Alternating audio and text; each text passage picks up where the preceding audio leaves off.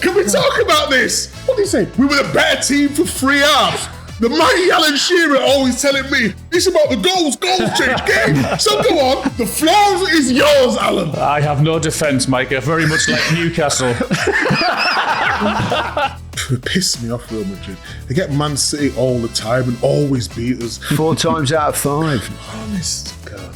He makes a worldly save every single game. Every single game. Amazing, that is his job. All right, Roy.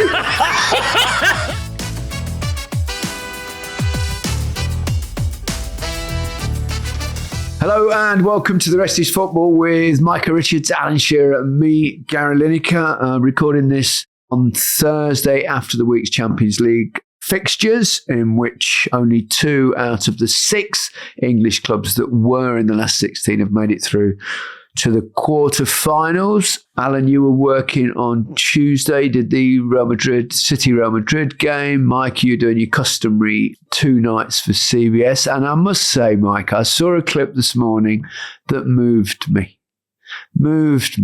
Thierry Henry waxing lyrical about our very own Big Meeks. Tell us why. What happened, Micah? You know, it caught me off guard, though. So basically, I've got a good relationship with Thierry. And we speak a lot on the phone. We pretty much speak every single day about something.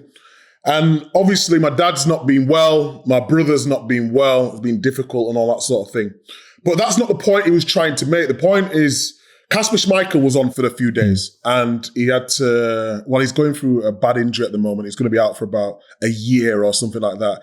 And he's been getting a couple of daggers in the media about, he's been told he's not going to the World Cup now, so that's why he's trying to say he's injured. But he's absolutely desperate to get back in. And he only wanted to address it once. So he come on a show a few days and said that. And then it come round to me that I had to retire early through injury. But I was totally fine with it. I have, in my head, I'd got over it. And we spoke about certain things and whatnot. So the introduction, and then always hammer me. TT took over it. And this wasn't planned. It wasn't planned. He took over. Definitely not planned, really. I swear. I just wondered whether he told everyone else, but not you. No, because Kate and was with Clint Dempsey as well this week. No one knew. So then he started going on saying, I'm an inspiration to him and all this sort of things. And I keep everyone happy. And I don't worry about myself. I worry about everyone else and all that. And I was just like, where am I supposed to go with this? I could see you slightly embarrassed, weren't you? But at the same time, it was lovely. Nice. It was amazing. It was lovely. Obviously, he didn't really mean it. But honestly, it caught me off guard, Al. So I was ready to, thinking something weird to say back to Kate or whatever. Then TT took over and I was just like, oh my God, where do I go now? Lovely. Nice touch. It was very nice of Thierry to do that. Love it. And you, Al, well, we'll come to Newcastle shortly because we know you're a little bit... Should not get it out of the way now? We'll do it later, shall we? Barcelona. I mean, I've played there. I don't know whether I've ever mentioned it. But and I love the way that they just teased with you for a game and a half and then just put the pedal down. Well, the positives, we more than matched them for a game and a half. But the other half, we got absolutely battered.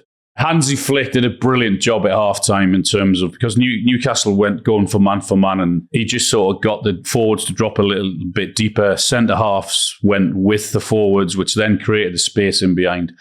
And Toon Army didn't pick up his man.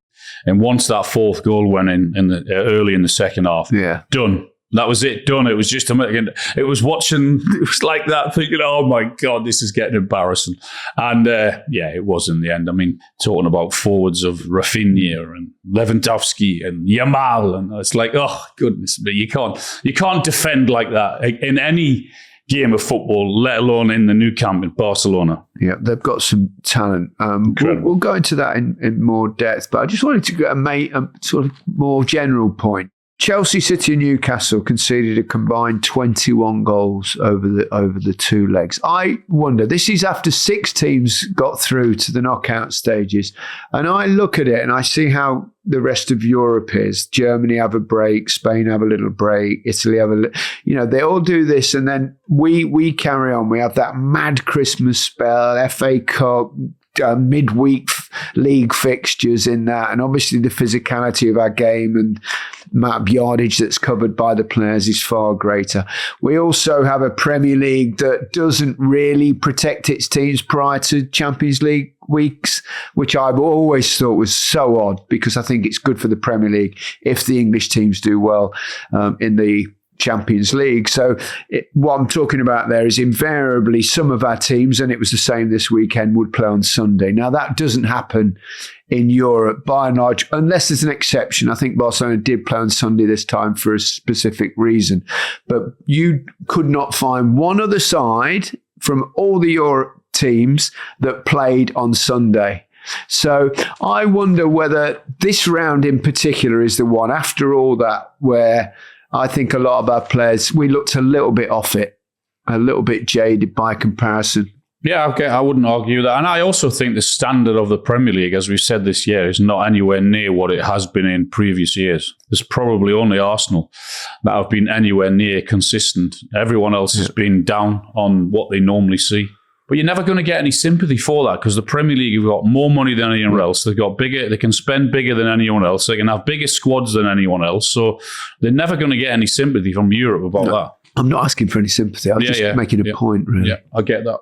I get it. I understand it. We have this debate, didn't we, all the time, didn't we? Intensity matters, though. Really does. When other clubs can rest their players in the games at the weekend because you know they're going to win their domestic league, of course it matters. And I think the Premier League is the most physical and it's the most intense by far. But I've always said I'm not too sure about the quality. And you see the real quality at this part of the Champions League. And you could see it in abundance. Even, to be fair, PSG, they've stumbled a little bit. They played a lot of games, didn't they? Chelsea looked like they're jaded. They had the weekend off, though, PSG. They cancelled their game. Exactly. Yeah. And I'm not trying to make excuses for the English, because I'm not. But say you've got, the bigger frame players, like my sort of weight. It takes you an extra day to recover. It really does. And that's not, trying to protect this, or it's nothing to do with that. It's just the way your muscles and what the Premier League demands from you, intensity-wise, it does take an extra day to recover. So I have a little bit of sympathy for him. But Alan's completely right. When you've got the most money and you've got the biggest squads, we keep talking about the squads, then maybe they should be using the squads better. Yeah, that's a good point. The Premier League teams may be running out of energy, but we're certainly not. This episode is powered by Fuse Energy. Before we kick off, a quick pre-match warm-up from Fuse. 1 question, 4 options and 2 contestants. Today's a little question for you, lads. Which goalkeeper has the most clean sheets in Champions League history? Is it A, Iker Casillas, B, Gianluigi Buffon, C, Manuel Neuer, or D, Edwin van der Sar? Manuel Neuer for me. You know what? I'm going to be different. I'm going to go Buffon. You're going to go Buffon? Yeah. Well, Micah, that was not correct. The answer was 1, Manuel Neuer. Yeah. Alan, well played. Yes. The best sides don't give things away. It should be the same with your energy. Get more than just lower rates at fuseenergy.com/football. Use the code football, all uppercase, when you sign up. Save around £200 on your energy bill and get the chance to ask us your football questions on the pod. Full terms and conditions at fuseenergy.com. Shall we start with the English teams that went through? Arsenal, who were fairly comfortable in the end. Obviously, they drew the first leg away from home. I watched most of that game because I gave up quite quickly on City. As soon as the red card to Bernardo Silva and a penalty, you just went, well, that's that one. City was a mad game, though. The first half was mad. The first half an hour was crazy. They had so many chances, didn't they, City, as well? They played quite well over both legs, I thought, but... Valverde went through after a minute and missed a big chance and thought, whoa. And then City had 3 or 4 big chances, and Courtois made some good saves. But then you're thinking, they're going to get punished for that. And then, of course, the handball and the sending off. And it sort of did spoil it a bit, to be honest. And from that moment onwards, it was just going to be impossible. And they did all right. I think they played well with 10 men and still created chances and got the goal from Haaland. It was tough enough anyway, but then once he got sent off, Bernardo Silva, it was impossible. I prefer City playing that way with wide men, Haaland gets more chances, and they've been playing so narrow lately. I mean, I know it's until recently it was going quite well for them, but I do prefer them playing that way. Better to watch. Yeah, I have to give a shout out to Kusanov though, because I thought Kusanov was rapid, outstanding. Every time Vinicius was going around the back, or Diaz, he just got back in. He read the game well. I think that's his best performance in his City shirt. I thought Aït-Nouri did well.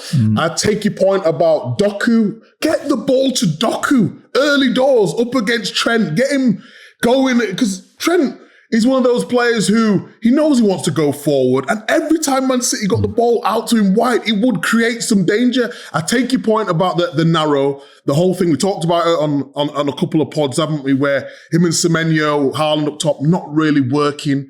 I would like to see Doku on one side and Semenyo on the other side, and then Haaland up front. And then in midfield, you can go what you want, depending on who you're playing against. If teams play a low block, maybe a Shirky in there, and Rodri and Reinders, or Rodri and Bernardo.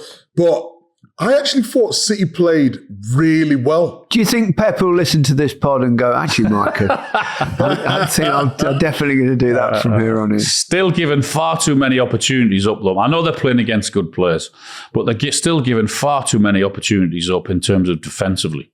In the 10 years of Pep's tenure, only one win in the Champions League. I know it's only one win, but it is a big win. It's the first ever in their history.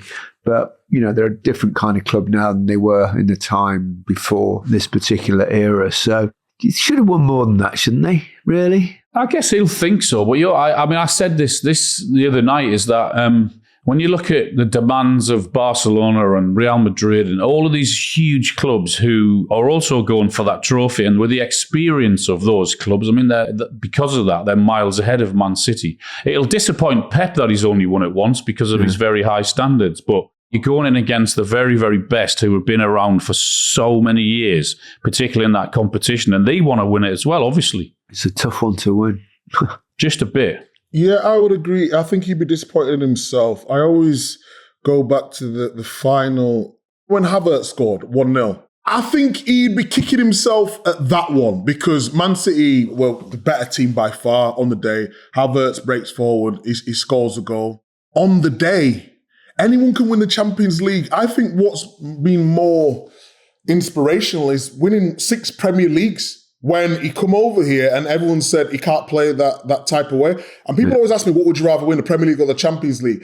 I still believe the Premier League's harder to win because anyone can get beat. Well, the best team wins the Premier League. Correct. It's judged over a period of time. So luck doesn't really play a part. You'll have good moments of fortune and bad moments of fortune. Everybody gets a few injuries here and there. In a knockout competition, obviously you can have the element of surprise, and a team that is not necessarily the best can win not only the tour but a match, certainly a match, and knock a great team out, and that can happen. So of course it is, yeah. Yeah, I that's what I'm judging Pep on, what he's done in the league and how he's transformed football. And I don't know. I feel like sometimes he gets judged by a higher standard, and we do the same with Haaland when he doesn't score because we know what he can produce. But in terms of his tenure at Man City, he's been nothing short of sensational for me. Yeah, absolutely. His record it's incredible. It's incredible. And I love how he gets... Whenever the reporters ask him anything, he looks at them with such disdain. He just goes, yeah, Pep's useless. Yeah, I know Pep's useless. And you can say that when he's won so much. It's not exactly. It makes a big difference. Yeah, exactly. Yeah, but isn't it? It's there's no coincidence, by the way, that I've seen Real Madrid a few times this season, and they just seem to come alive at this stage, as do PSG, because They have to win that. That's what they're judged on. They're judged on this tournament, on the Champions League. Yeah. Man City are not. And I'm not sure all the English clubs are that, but Real Madrid and Barcelona, they have to win that tournament. I was speaking to Courtois after the game, actually, when I was at the ground in the mix zone. And he said that the Madrid players are more motivated for the Champions League rather than the league. He said these are the games that they have to win. So they just step it up, don't they? Also, you've got to remember that one or t'other generally wins the league. So therefore, the big difference is the Champions League. So that usurps La Liga. We talked earlier about you'd sooner win the Premier League and it's a better judge of things, who's the best team.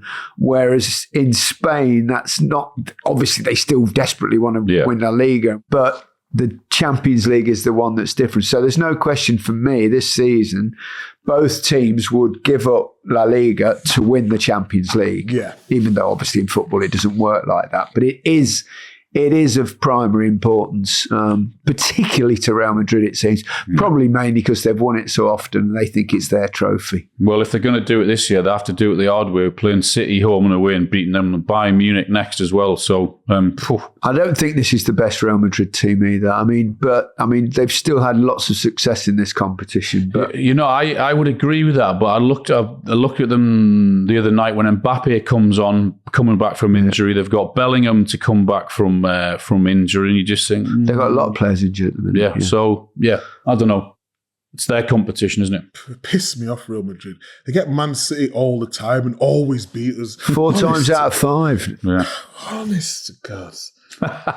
It's an odd one. You'd have thought that it'd been more even than that. Yeah, but it was only because of Valverde's wonder performance in the first leg. It's just a special player turned up at the right moment.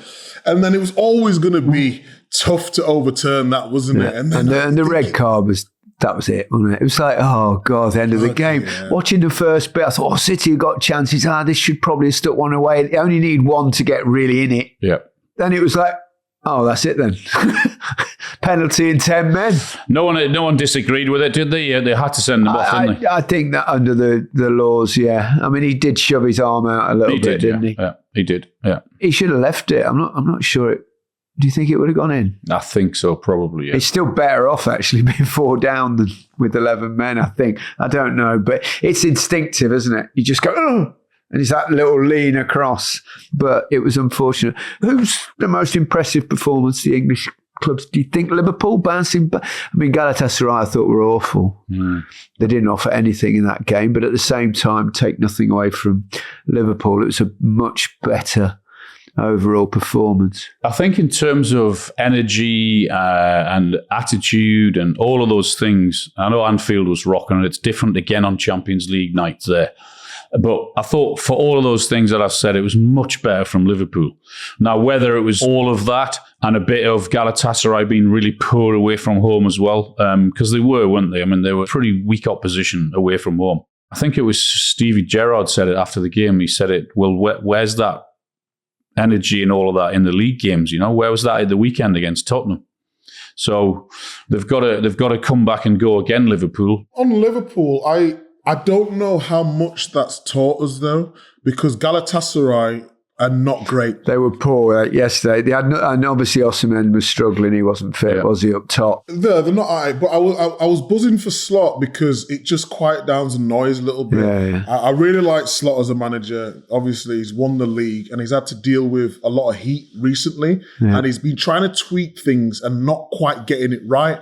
And it was good he put Szoboszlai back in midfield. They sort of played like a 4-box and then 2. And tactically, everyone knew what they was doing a little bit more, had more energy, but they had the protection when they needed to. They put Frimpong back to right back, and then he went forward at the right times. When you talk about energy, and you mentioned Steven Gerrard, when you take Szoboszlai out out the midfield, you're going to lose that energy because McAllister has not got the same levels. When you got Szoboszlai there, it's totally different. And when they played Spurs at the weekend, Szoboszlai played right back, and then that's how Spurs got back into the game. And I just thought, in terms of the balance and the structure of the team, it was way better. He's been brilliant this season, Szoboszlai, hasn't he? He's been absolutely outstanding. I was going to say, we talked about players of the season, and I think my top three at present, and it's still early, would be, in no particular order, Bruno, Declan and Szoboszlai,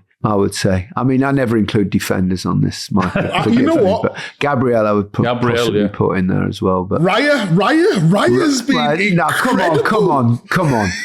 Defenders is hard enough. Going too far with goalkeepers. It's too much. But I agree with you. Raya's, and so fantastic. He makes a worldly save every single game. Amazing that is his job.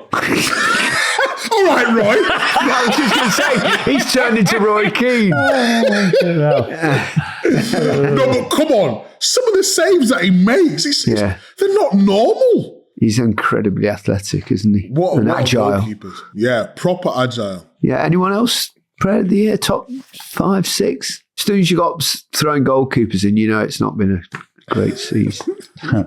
No, I wouldn't go anywhere other than those 4 or 5 you mentioned. Gabriel chuck in there as well. Haaland, if he scores another 10 by the end of the season and wins the league with Man City, you never know. No, you don't know. I mean, he could definitely do that and start turning it on again. Now, I think I said that a week or two ago, that he could come into the equation. Him scoring the other night as well might just lift him, release something. Might be the time to start captaining him again in our fantasy teams. But we'd had the discussion about it's very different when you're playing with a partner up front than it is on your own. And it's no coincidence that he gets the goal when he's back on his own again. And had chances as well, near misses. Yep, exactly. Yeah. Is Courtois the best? Or Raya? By far. Oh, you've just mentioned Raya. No. Raya is the best in the Premier League, but Courtois is the best in made some good saves the other night as well, didn't he? Every big game, he makes incredible saves. You're like, how is he doing it? Yeah. He's one of the reasons that Real Madrid have been so good in this competition. If you remember, even the final against Liverpool in Paris. Yes. Oh my word! Yes. He won that. He won that for them. I mean, absolutely. Liverpool were, I thought, the better side in that. And that big save last week from Nico O'Reilly, and he stuck a leg out. I mean, that might have been very different if that goes in, 3-1, so different. But even that save was outstanding. So you're all pally with Courtois, Thibaut? We had a little chat after the game, When's he coming on the pod then, Micah? When's he coming on the pod? I presume you asked him. You know what? I didn't ask him that, but I'll give him a text. Don't worry about that. I missed some of the Newcastle Barcelona game last night, Alan, because I was doing an interview with James Milner.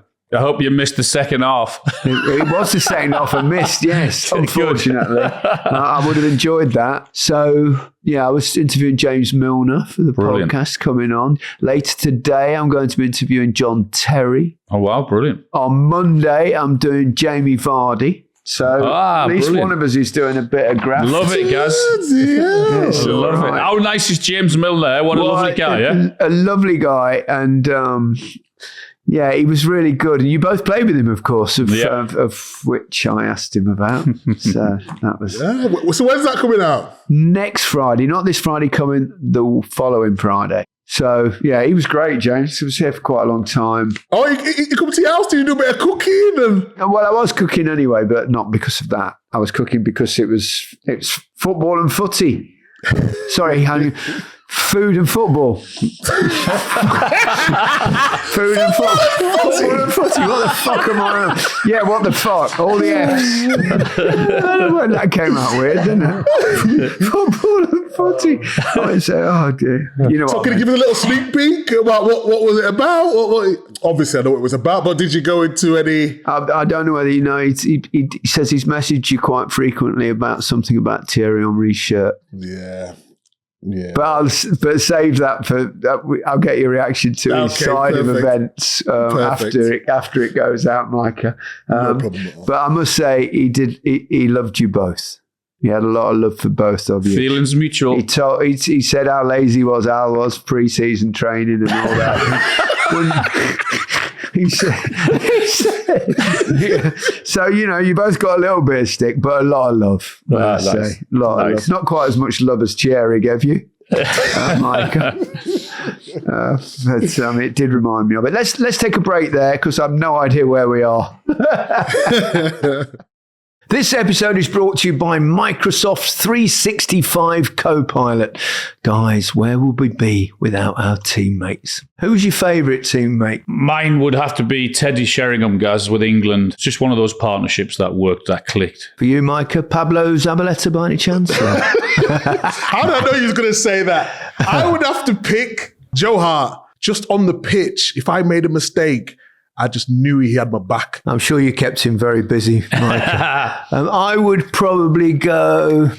Probably Peter Beardsley, who I had an amazing partnership with England. I think I was about a goal a game when he played. Well, Microsoft 365 Copilot is that level of support off the pitch. It's your AI assistant for work, built into Word, Excel, PowerPoint, and other Microsoft 365 apps you use, helping you quickly write, analyze, create, and summarize. Learn more at Microsoft.com/M365 Copilot. Welcome back to the Rest is Football with Alan Shearer, Micah Richards and me, Gary Lineker, discussing the Champions League games. And, well, Arsenal they just carry on, Very solid, very reliable, difficult to score against, still in all four competitions. We've seen teams in the recent history, haven't we, with City and Liverpool both, had outside chances of a quadruple. It's obviously still highly unlikely, but they've got a cup final, haven't they, at the weekend, the Carabao Cup, against City, obviously, so it's tough. But if they win that, then you look ahead and you go, it's possible. They're comfortably clear now in the Premier League. Very, very strong favourites to win that. Really good chance in the FA Cup, obviously. And now they're in the quarterfinals of the Champions League where they'll face Sporting and they'll be strong favourites to go through in that. Is it conceivable? The noise will get a lot louder if they win on Sunday, clearly. But I think, without doubt, them and Bayern Munich in the Champions League have been, for me, the outstanding teams this season. For different reasons in terms of goals and tough to beat and everything else. Being the most reliable. 4 trophies, goodness me. I know. I don't think they'll do it. Well, no, I don't. No, nor do I. It's unlikely, but it's not inconceivable. But for them to be actually being talked about as if there's a chance, then that tells you how good they've been this season. Arsenal can win the Champions League, without doubt. They can, yeah. I think there's going to be another twist in the league. You hoping or you think?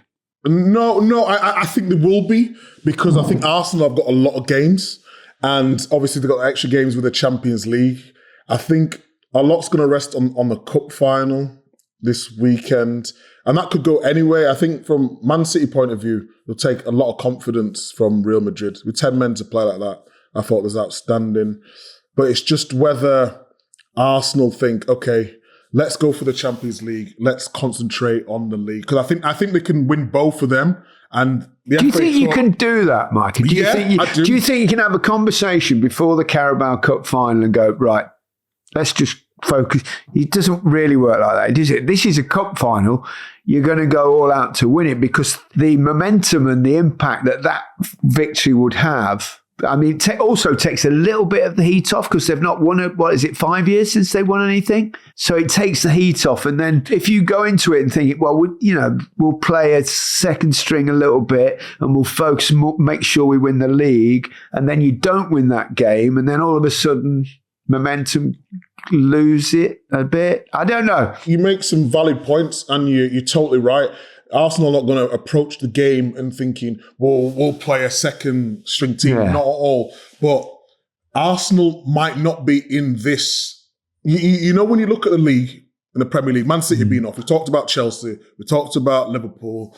Man United are coming back stronger now. This is an opportunity for them to capitalise on two big trophies. I look at the Champions League and the way Arsenal play defensively, and I said it a couple of weeks ago, they can win it. They would be one of my favourites. They've got a better chance to win that because defensively, and they'll always nick a goal. With the Premier League, I thought it'd be closer now, and I thought it would just go to the Man City game. They've got the little edge on that now. So if you're looking at what Arsenal's route to potential final of the Champions League, you take it all day, and then you're thinking you've got that little buffer in the Premier League.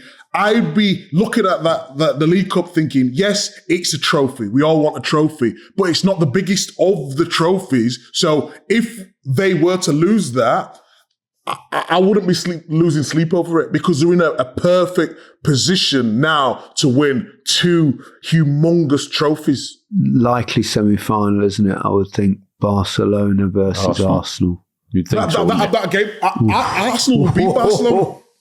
Of course they could. If Barcelona play that high line, and we've talked about it, then Arsenal will absolutely batter them. If they take it back 5 yards, Barcelona could absolutely batter Arsenal. You know, they could because do you think Arsenal have got the players that can capitalise on that high line to get behind? Martinelli, 100%. Good shout, Martinelli. Yeah, Martinelli would absolutely love to play against that. Yeah. Without doubt. Even Gyökeres, he's not the quickest, but he's a strong runner. If you want all his goals before, when he was in that Sporting, one-on-ones, that's what he used to do. That's what he used to do. So I think if they play that high line against Arsenal will absolutely batter him. Well, they will play it. Yeah, they're not going to change now, are they, Barcelona? No. That's the way they play. That's who they are. And they're trying to what he's got in his squad, Certainly outscored Newcastle, that's for sure.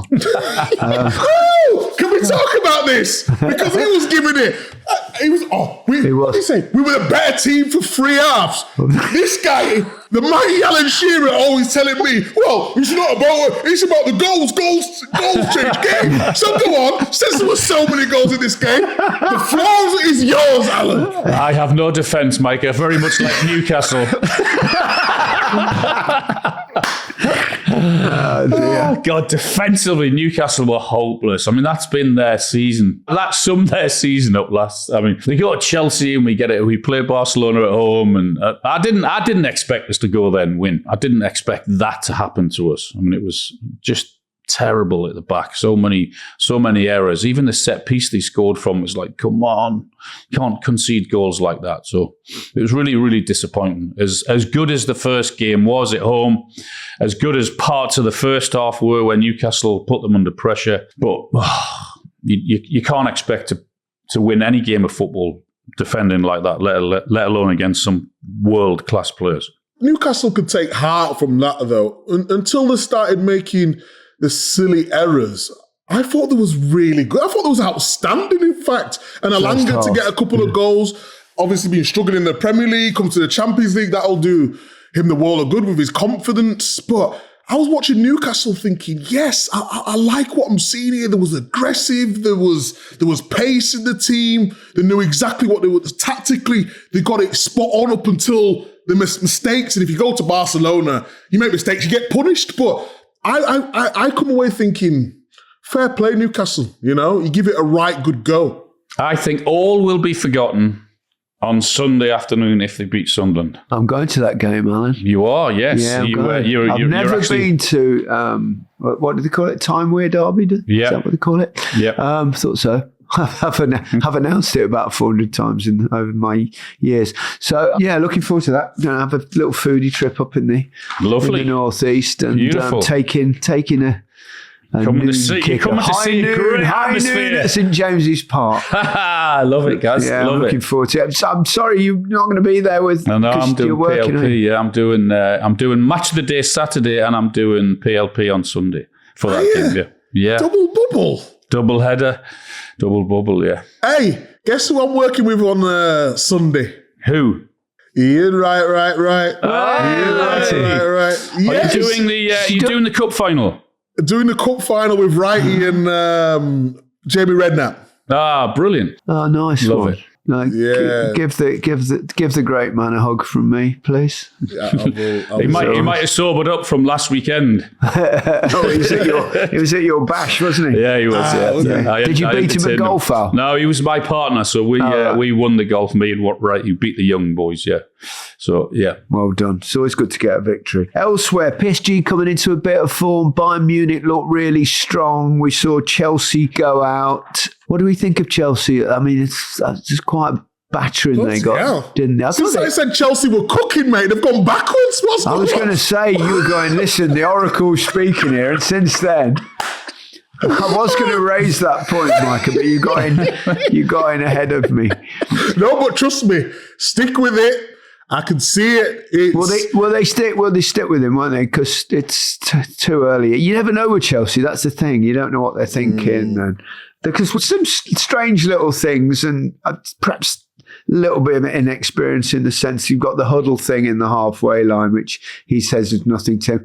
The referee thing the other day was bizarre, wasn't it? So bizarre from both. I mean, the ref should have just got... Can you explain that to me, though, guys? I was confused. How can I explain that? No, but you're very good at these sort of things. So we know they do the huddle. Yeah. Nothing wrong with the huddle, whether you like it or not. A lot of teams do the huddle. A lot of teams do a huddle. But why was the referee there? Why was the referee actually in between the huddle? No one's actually giving me an explanation. I'm thinking, why is he there? My guess is that he has tried to prevent it from it going ahead, and they've just thought, oh, sod it, we're going to do it anyway, and we're going to get you in it. Whereas he stood there thinking, they will not get me in the middle of it. They might just do it a few yards the other way. And that's my guess. I actually thought it was quite funny. I mean, it was bizarre. But, and was it Tierney? And he was in the middle there. You could see Cole Palmer wanted to make a joke or something. And it just kind of carried on, this huddle. I mean, I know lots of people have been speaking about it. I just find it was just weird. I know it's difficult. It's easier to say after games, but the noise is loud enough. You don't need to give anything back in terms of the referee in the middle, and then the words are, we need to respect the ball. When I'm thinking, and then and then it was like, I don't know what it was, 7-2 down or something like that, with 3 minutes to go, and you're given a piece of paper to Garnacho, and it's like that just brings noise on yourself, doesn't it? That's what I thought on the football as club. It's just unnecessary noise that you're creating. No problem with a huddle. I suspect, Alan, the reason he did that note thing at the end is that, right, we don't give up. We're still playing seriously. But I agree with you. People are going to look at that and go, what are you doing? Yeah. What are you doing? Stick to the coaching, which obviously you can see the patterns of play and this sort of thing. Stick to that. Don't overdo your press conferences. Don't try to come over. Just answer it a little bit like be more like Michael Carrick and less like Ruben Amorim in terms of the way you speak it in your press conference, etc. I mean, he's young. He's an experienced manager.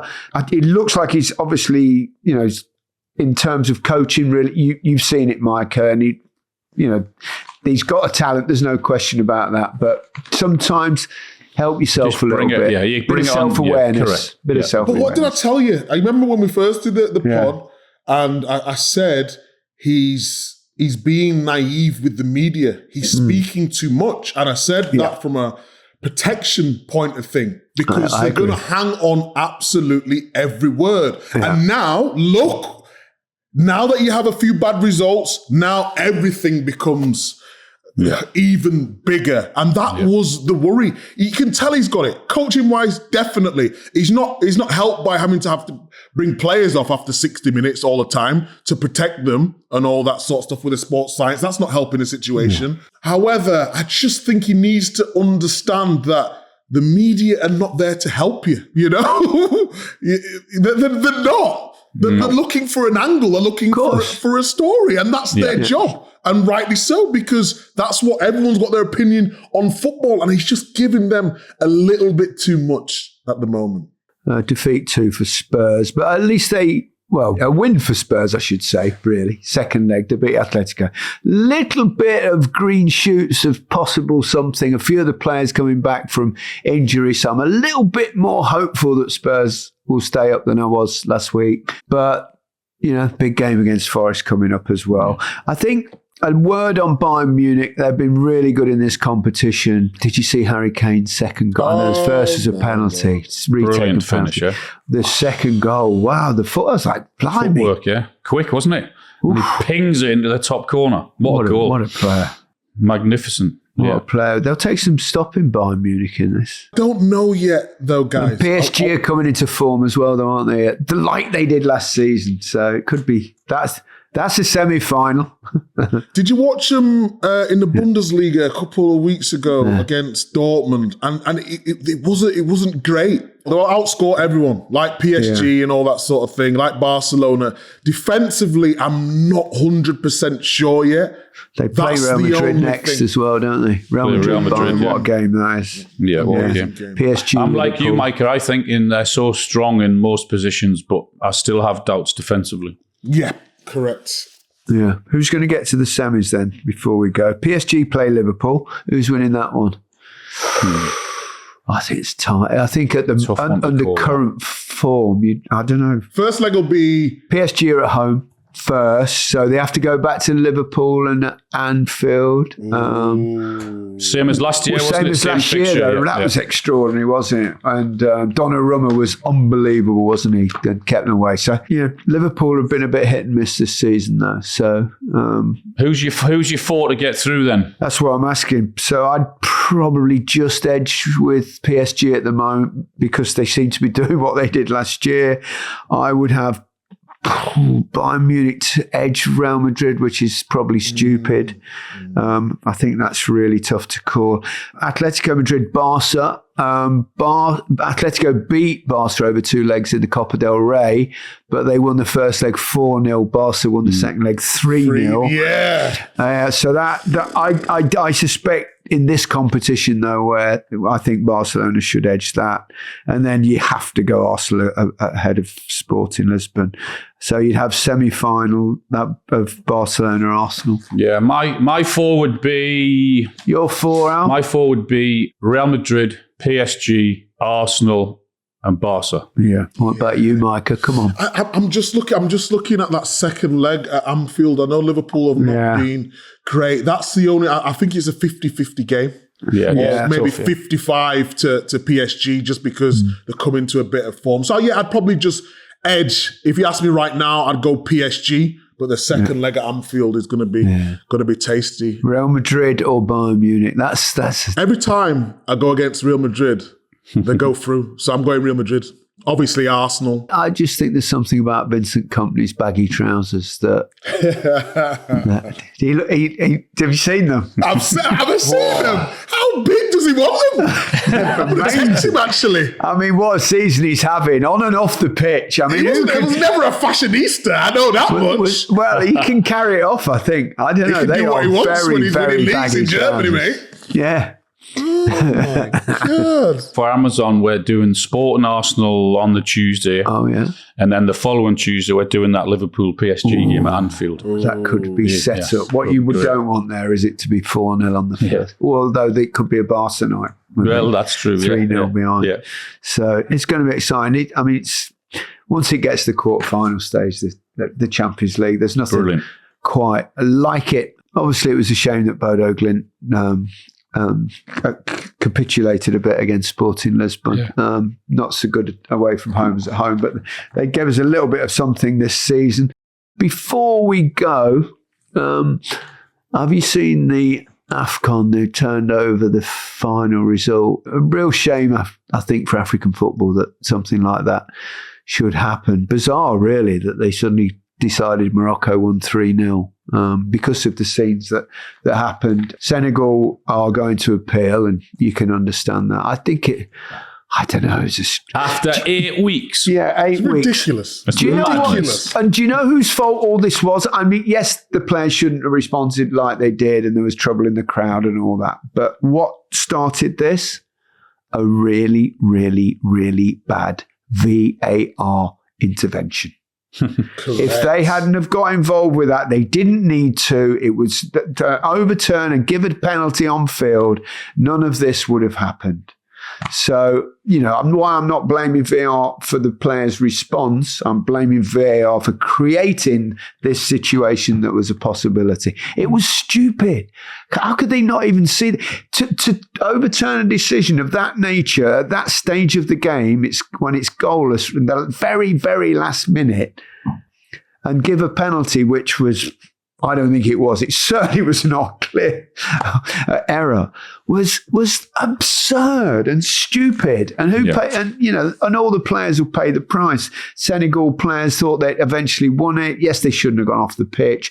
Mane got them back out, so it's not like they didn't carry on the game at some point. They, eventually common sense prevailed on that.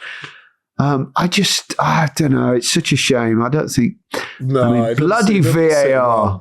I talked to James Milner yesterday. He was quite interested on VAR. Hates it. He said vast majority of players don't like it. Totally understand that. But to get that decision after 8 weeks is just that's absurd as well. It's bizarre. What are they going to do? Knock on their doors and ask for their medals back? Yeah. What do you think, Micah? I can't even take it seriously. It's just laughable, isn't it? Like Alan said, if you're going to do it, do it, after it, everything calm down and make decisions. But to do it now, not a chance. I won't be giving my medal back.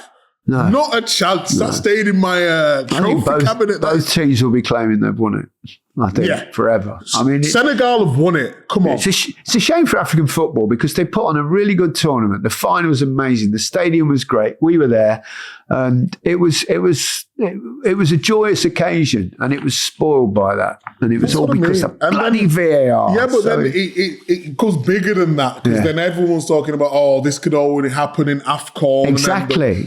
My point. Picture, and that's the most frustrating thing. It's opened up a can of worms now for everyone to have a go. Yeah. It pissed me off. It's such Senegal a shame. are the champions. We all saw it with our own eyes. It's as simple as that. And they were the better team, to be honest, overall. Not that means necessarily winning football, but what an odd decision. What an odd, strange night that was. But yeah. Oh, bloody VAR. Okay. Let's call it a day there. Goodbye from me. Goodbye from me. Goodbye from me.